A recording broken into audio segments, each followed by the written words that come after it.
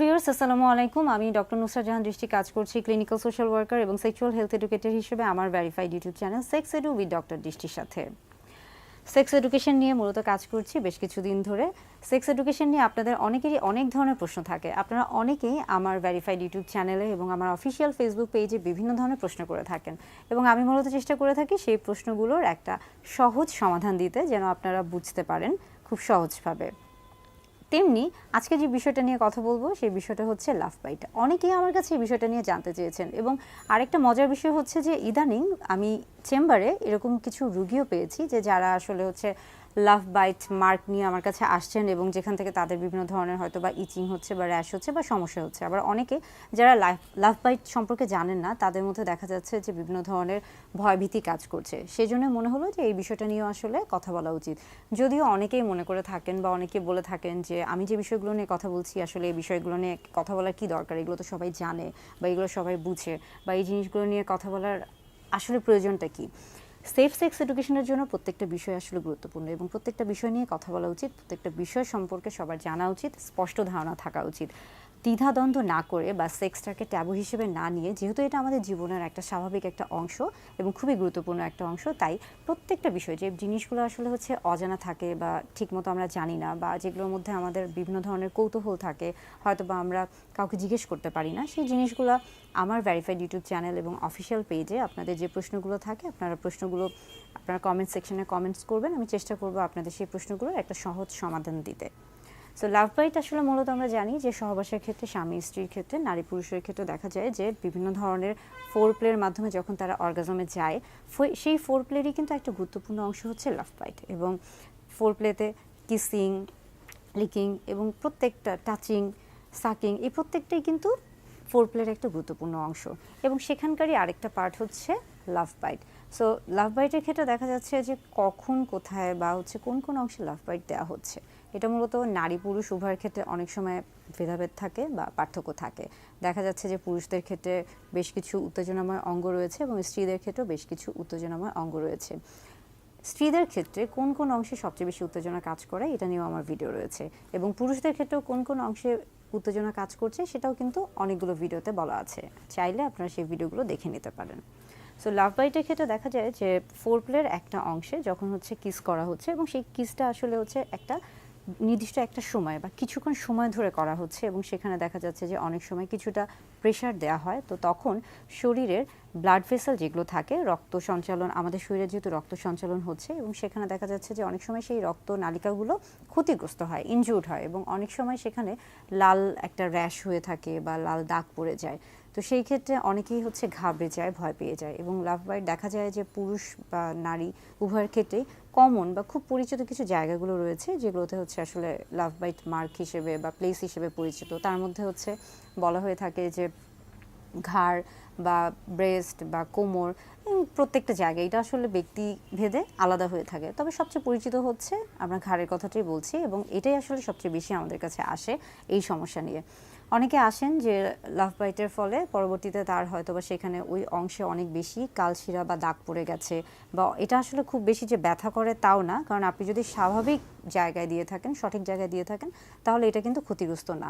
কিন্তু যখন আপনি না বুঝে একটা গুরুত্বপূর্ণ একটা অংশে বা অঙ্গে আপনি হচ্ছে লাভ বাইট দিয়ে থাকবেন, তখন কিন্তু এটা ক্ষতিগ্রস্ত হয়ে থাকবে এবং অনেক সময় দেখা যাবে যে ব্লাড ভেসেলগুলো অনেক বেশি হচ্ছে ক্ষতিগ্রস্ত হবে এবং সেখান থেকে কিন্তু যদি অনেক বেশি জোরে দিয়ে থাকেন বা আঘাত করে থাকেন, কিংবা যেটা আসলে যে জায়গাটা দেওয়ার কথা ছিল না সেই জায়গায় যদি আপনি দিয়ে থাকেন, তাহলে কিন্তু সেখান থেকে অনেক সময় রক্ত প্রবাহ বেড়ে, সেখান থেকে আমরা বলে থাকি যে ব্লিডিং হতে পারে, রক্ত বের হতে পারে। তো সেই ক্ষেত্রে আসলে লাভ বাইট দেওয়ার ক্ষেত্রে অবশ্যই আপনাকে সতর্ক থাকতে হবে। আরেকটা বিষয় হচ্ছে যে কেন লাভ বাইটটা গুরুত্বপূর্ণ, কারণ হচ্ছে যে লাভ বাইট যেহেতু ফোর প্লের একটা অংশ, এইটার সাথে ফোর প্লে, অর্গাজম এবং স্বামী স্ত্রীর আমরা বলছি যে সহবাস, ইন্টারকোর্স, সবগুলোই কিন্তু প্রত্যেকটাই একটা একটার সাথে জড়িত।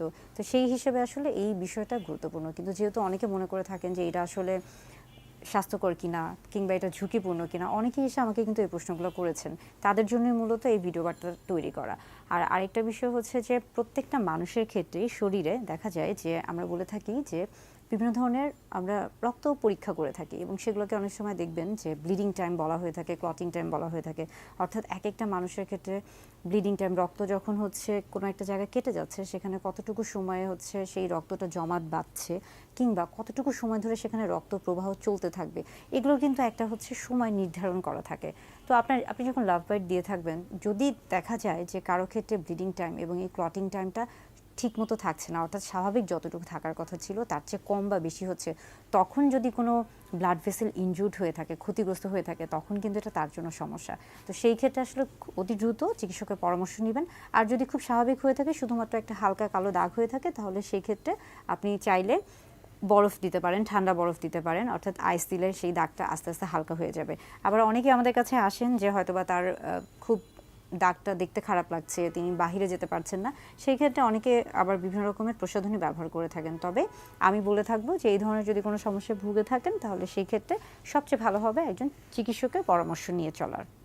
অনেকেই জানতে চেয়েছেন যে কেগেল এক্সারসাইজ কী, বা এটা কীভাবে করা যায় বা কেন করা যায়, এটার প্রয়োজনীয়তা কী। আজকে মূলত কথা বলবো এই কেগেল এক্সারসাইজ নিয়ে।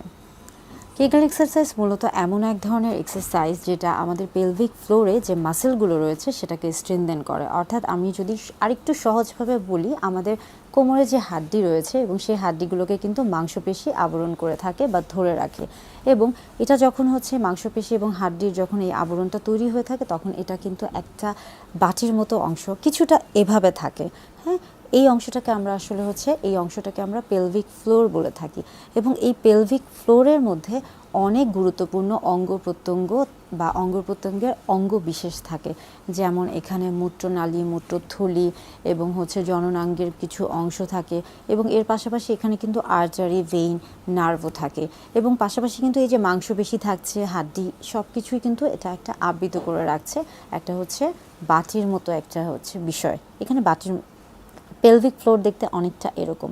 পেলভিক ফ্লোরের নিচের এবং হচ্ছে কিছুটা সামনের অংশের দিকে যদি আমরা খেয়াল করে থাকি, সেখানে কিছু ছিদ্র থাকে, এবং এই ছিদ্র দিয়ে মূলত আমরা হচ্ছে মলদ্বারের যে রাস্তা রয়েছে সেটা বের হয়, এবং মূত্রথলির যে ছিদ্র রয়েছে সেটা বের হয়। আবার অনেকের হচ্ছে বিশেষ করে পুরুষ জননাঙ্গ সেটা হচ্ছে বের হয়ে আসে বা হচ্ছে জননাঙ্গ বেরিয়ে আসে। এই ছিদ্রগুলো দিয়ে মূলত হচ্ছে এই অংশগুলো বের হয়ে আসে বা বাহির হয়ে আসে। পেলভিক ফ্লোরের একটা গুরুত্বপূর্ণ হচ্ছে বিষয় রয়েছে। পেলভিক ফ্লোরের ক্ষেত্রে যদি হচ্ছে পেলভিক ফ্লোরের মাংসপেশিগুলো দুর্বল হয়ে যায়, তাহলে সেই ক্ষেত্রে কিন্তু এই যে পেলভিক ফ্লোরের মধ্যে যে অংশগুলো থাকছে, এত গুরুত্বপূর্ণ অংশ থাকছে, এগুলো কিন্তু অনেক সময় হচ্ছে কিছুটা হচ্ছে ক্ষতিগ্রস্ত হতে পারে, কিংবা এখানে যে আর্টারি, ভেইন এবং নার্ভ আছে সেগুলোও কিন্তু ক্ষতিগ্রস্ত হতে পারে।